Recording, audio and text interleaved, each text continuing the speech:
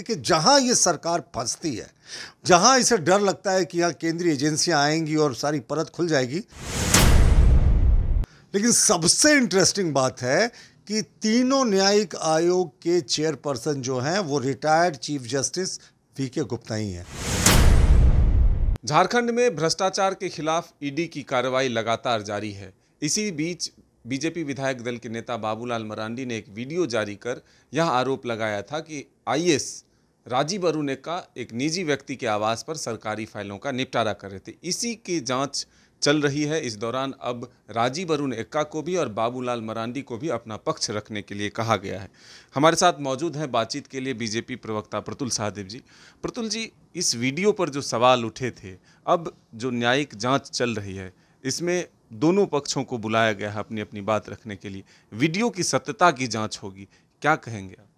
देखिए, सबसे पहले जब ये वीडियो आया तो ये चौंकाने वाला वीडियो था कि माननीय मुख्यमंत्री के प्रधान सचिव, जो गृह सचिव भी थे, वो एक सत्ता के दलाल के घर में बैठकर फाइलों का निपटारा कर रहे थे और वो सत्ता का दलाल, उसकी आवाज़ आ रही थी जैसे वो सामने बैठा हुआ था। तो राजीव अरुण एक्का ने इस वीडियो को कभी डिनाई नहीं किया। उन्होंने कहा कि वो मेरा दोस्त है और मैं मुझे बिजनेस के अर्थ समझा रहा था, कुछ उसे बिजनेस की तकनीक किया। तो हमारा मानना है कि क्या आईएएस का कोड ऑफ कंडक्ट आपको ये इजाज़त देता है कि किसी निजी व्यक्ति के बिजनेस में आप दखल अंदाजी करें या उसको क्लैरिटी दें। दूसरी बात, इस बात पर इन्होंने न्यायिक आयोग बना दिया। देखिए, जहां ये सरकार फंसती है, जहां इसे डर लगता है कि यहाँ केंद्रीय एजेंसियां आएंगी और सारी परत खुल जाएगी, ये न्यायिक आयोग बना लेते हैं। और इससे पहले इन्होंने रूपा तिर्की के मामले में जो एक आदिवासी बेटी का बहुत संदेहास्पद मौत थी, उसमें भी इन्होंने न्यायिक आयोग बना दिया।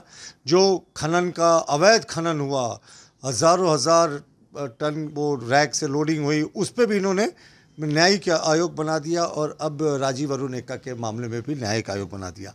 लेकिन सबसे इंटरेस्टिंग बात है कि तीनों न्यायिक आयोग के चेयरपर्सन जो हैं वो retired chief justice V K. Gupta ही हैं। हमारा मानना है कि यह सरकार का विशेषाधिकार है कि वो किसी को बुलाए, लेकिन फिर मुख्यमंत्री जी को ये बोलना बंद करना चाहिए कि आदिवासी मूलवासियों की सरकार है। क्या हेमंत सोरेन को झारखंड में एक भी रिटायर्ड जस्टिस, रिटायर्ड हाईकोर्ट जज आदिवासी मूलवासी समुदाय से दिखता नहीं? क्या उनकी निष्पक्षता पर मुख्यमंत्री को संदेह है? क्या लगता है कि उनकी कैपेसिटी नहीं है, उनकी कैपेबिलिटी नहीं है?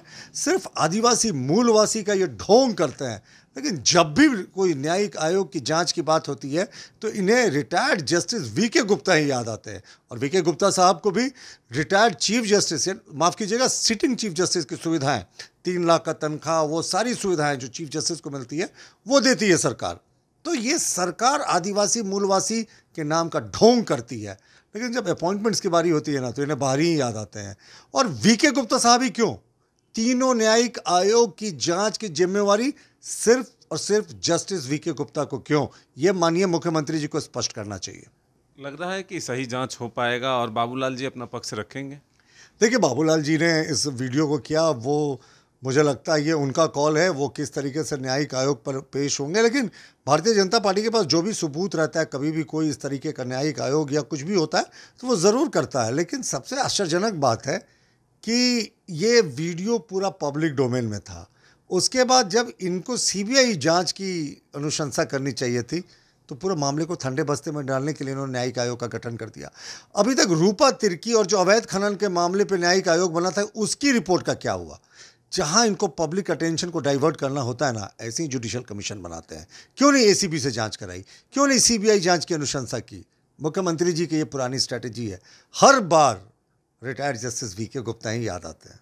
तो फिलहाल आपने सुना कि इस मामले में जो जांच चल रही है और न्यायिक आयोग ने जो नोटिस दिया है दोनों पक्षों को सुनने के लिए, अब देखना होगा कि दोनों पक्ष अपनी अपनी क्या दलीलें रखते हैं और आगे क्या कुछ निर्णय आता है। लेकिन फिलहाल सवाल ये ज़रूर उठे हैं कि सरकार जब भी किसी मामले में फंसती है तो सिर्फ वही चेहरा क्यों नज़र आता है। अपने सहयोगी विकास के साथ Madan Singh, news bioscope Ranchi. Welcome to Chacha Mama दंगल। हास्य अदाकार संजय मिश्रा से गुजारिश है कि वह अखाड़े में कूदे और फुलटूस को ट्रॉफी से नवाजे। लगता है समाधि ले ली। अरे बुला रहे हैं। अरे बोल रहे हैं कि बुला लो।